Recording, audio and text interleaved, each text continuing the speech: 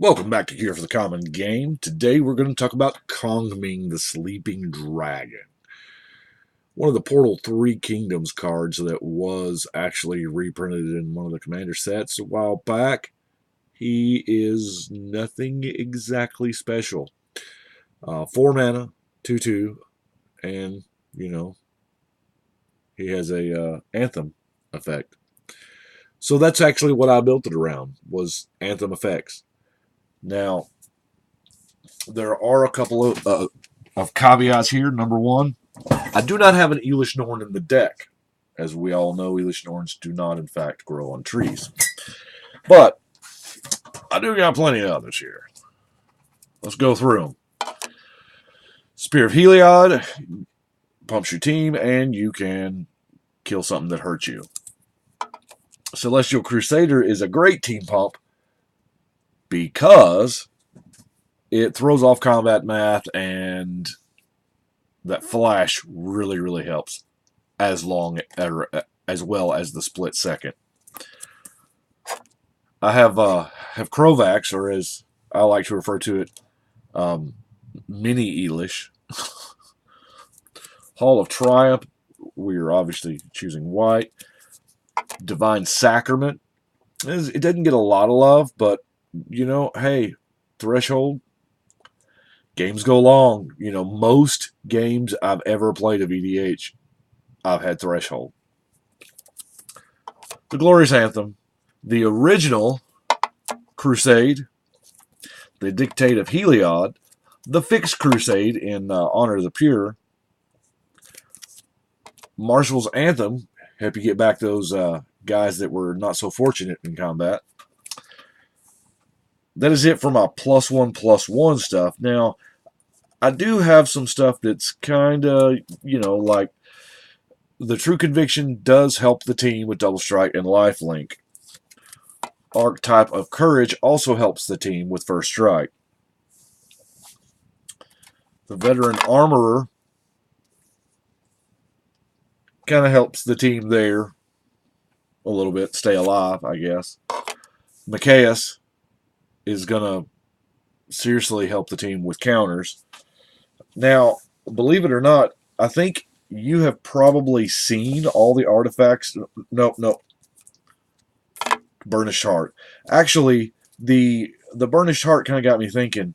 It actually kind of got me wanting another Sun Titan, to be honest with you, because Sun Titan and Burnished Heart is living the dream.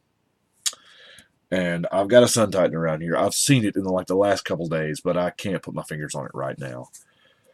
But the Burnished Heart kind of got me thinking about the land tax thing, getting the lands into play. Don't have a land tax.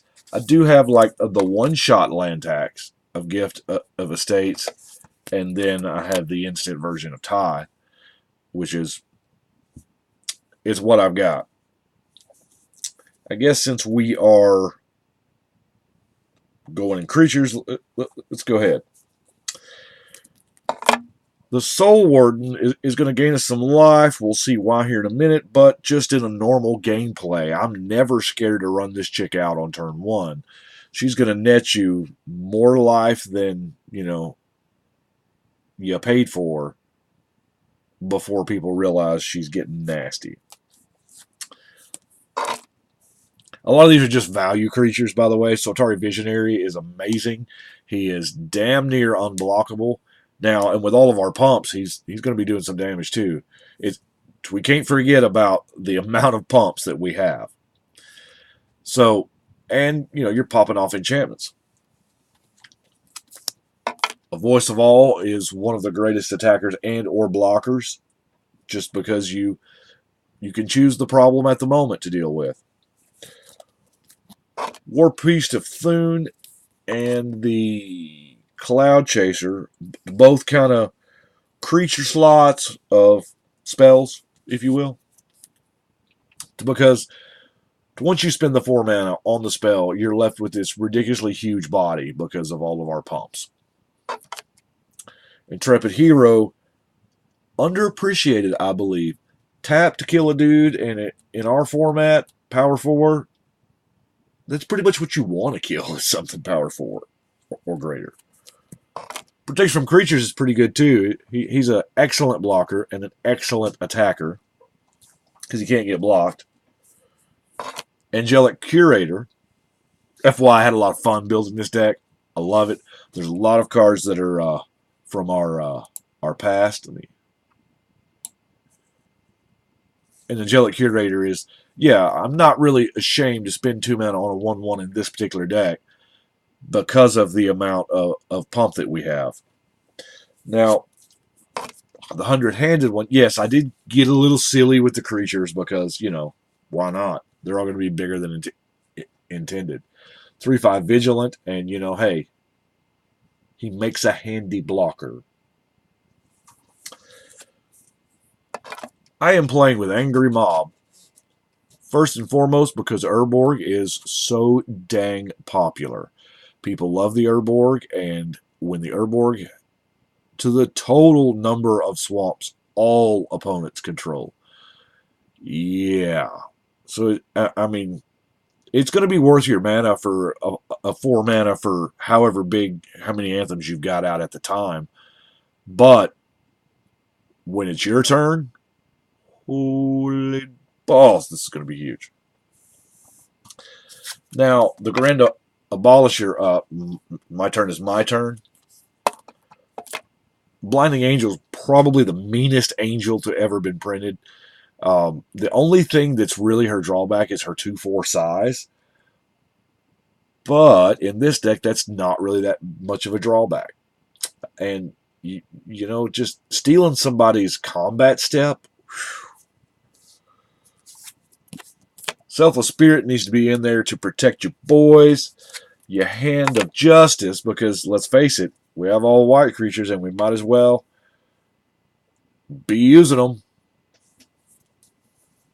Now, the idea behind Beacon of Destiny is that he's going to be big enough to absorb most damage that you take. Well, at least in the early game. If not, he will save you from a commander loss. Mirror Entity is, oh my gosh, because, you know, why not? Dust Elemental. As I said, I use this as a 4 mana save a couple of dudes thing, but you know what? Even if not, even if you're just returning some of those, like the Cloud Chaser stuff that pops enchantments, even if you're just returning a couple of those, getting some value out of them, you know, this is a 6 mana or a 4 mana 6/6 Flash Flying Fear. And it's probably bigger than a 6/6. Fear. White creature with fear. Yeah. Now, that's not a whole lot of actual creatures. I get that. Sacred Mesa makes flyers, yet has an upkeep cost, but mobilization doesn't. And it gives them vigilance. So, spending 3 mana to crank out a, whatever, how big are they going to be? 5/5s? Story Circle, utility. There's always a most common color at the table. Story Circle takes advantage of it. Armored Ascension. I will eventually run out of these for my mono white decks. Rest in Peace. Yeah. We do have like the Threshold card. I think we may actually have 1 or 2 Threshold cards. Yeah, have 2. Have the one you saw, and then, but obviously you're not going to play it if you are solely relying on your Threshold, but it's whatever. It cripples so many decks. So many strategies. The other Threshold was the Kurtar's Wrath, because it, you know, nukes the board, you get a couple of dudes, but meh. It's got the Day of Judgment to also nuke, and the Mass Calcified. Now, Cleansing, a lot of our Anthem effects are actually on enchantments. We do have some enchantments out there, so destroy all enchantments. But hey, if you got Threshold, you get yours back. That is gorgeous. Morning Tide's another graveyard hate. Deck and Stone is the spot removal for, tokens, whatnot, indestructible things. Anything with the word Dark Steel in front of it. Peace Talks. Now, Peace Talks is amazing. This card I have a lot of fun with, and as y'all know, I started playing Magic way back when in a multiplayer environment, and this is great because you declare your attacks first. You go through your combat step, you have Bash Face, and then during your second main, you cast Peace Talks. So you didn't really have to skip your attack step, and the person that's after you does.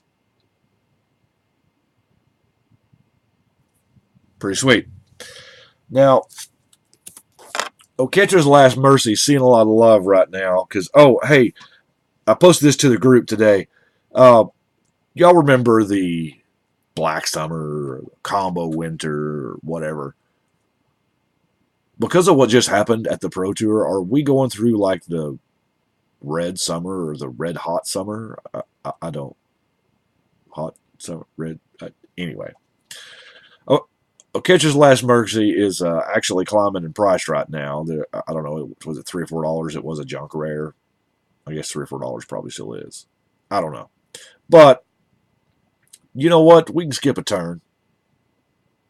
To go back to 40 all day. If you're low enough, you'll skip that turn. Now, to want to go through the Secure the Waste is another obvious bomb when you have X equal dudes and dudes are huge. Utility cards, Disenchant, Condemn, Path. You want to see the All-Stars, Brave the Elements. I mean, the mono white deck. Now,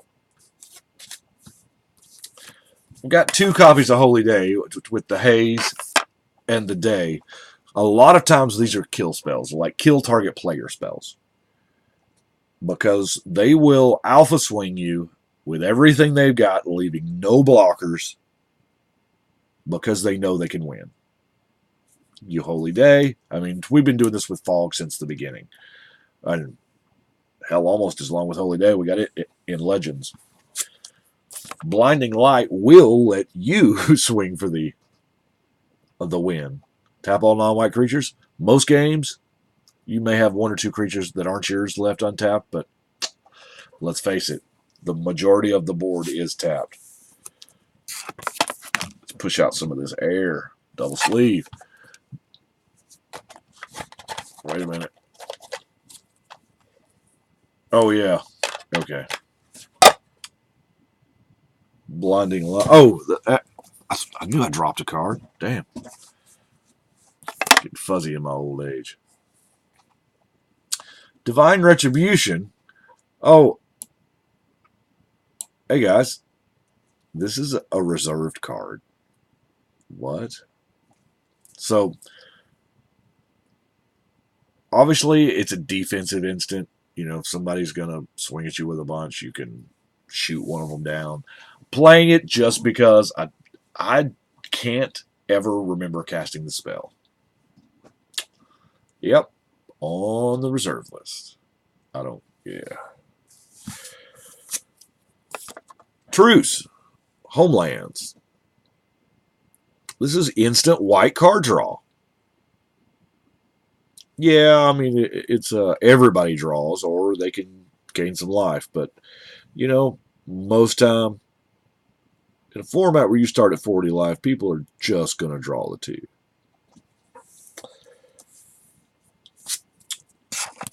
To Rebuff the Wicked is going to protect our general. That foil is amazing. I've always loved it.